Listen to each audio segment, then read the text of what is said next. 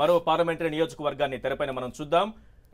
Yes, Hindupuram నుంచి TDP నుంచి Nimmala Kishtappa, Gorantla Madhav YCP నుంచి పోటీలోకి దిగుతున్నారు. నిమ్మల కిష్టప్ప సిట్టింగ్ ఎంపీగా ఉన్నారు, గోరంట్ల మాధవ్ సీఐగా పనిచేశారు. మేసం తిప్పి మీడియాలో ప్రజల్లో ఒక పేరు సంపాదించుకున్నటువంటి వ్యక్తి, అందరి దృష్టిలో పడినటువంటి వ్యక్తి గోరంట్ల మాధవ్. సీఐగా పనిచేస్తూ రాజీనామా చేసి ఇప్పుడు ఆయన వైసీపీ నుంచి ఎంపీ టికెట్ పైన పోటీ చేస్తున్నారు హిందూపురం నుంచి.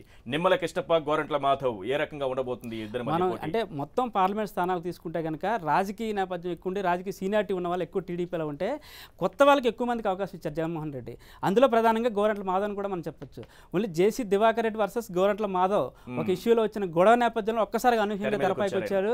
అసలు రాజకీయాలకు అంటే ఆ ఇష్యూలో రాజకీయాల్లోకి వస్తారని కూడా ఎవరు భావించలే. అక్కడ నుంచి ఈయన చాలా ధీటుగా ఎదుర్కొన్నారు జేసీ దివాకర్ రెడ్డిని.